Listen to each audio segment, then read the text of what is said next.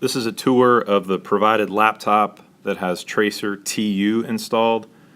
Tracer TU allows a user interface in the background of the program.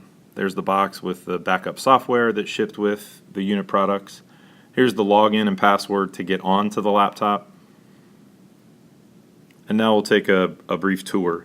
Again, TU allows the operator to have an interface to make changes to the program that's loaded in the UC600. We're now moving through and you can see the analog points, the binary points. This screen shows the multi-state points. Tab 5 at the top is loading the alarms exactly the way that they would show up on the UC600's TD7 display. And then in this 6th tab, we have a view of all of the programs, the 6 different program segments, and we'll have a screenshot here of the 7 programs that make up the sequence of operation. So working from the bottom up, the alarms program, supply airflow, cooling control, which is the chilled water control valve, damper control based on CO2 input, set point arbitration, determining which set point location is in control, and supply fan start stop. Here's a view of what the program looks like embedded in the UC600. A close-up so you can see the logic tree that is utilized. And here's a view of the 7 programs.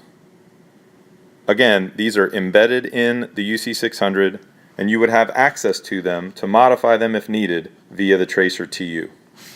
In addition, the Tracer TU gives us controller status. The cursor is looking at the XM32 and then below it the XM30, which are the expansion modules connected to the UC600.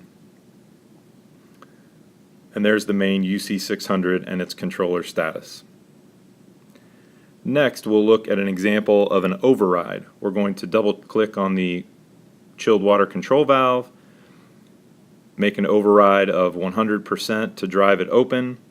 Something to be aware of, the Tracer TU has a default duration limit, so it's going to set a duration that override will exist for. You can certainly, and you can see on the right side, middle of the screen, adjust the duration limit of the override.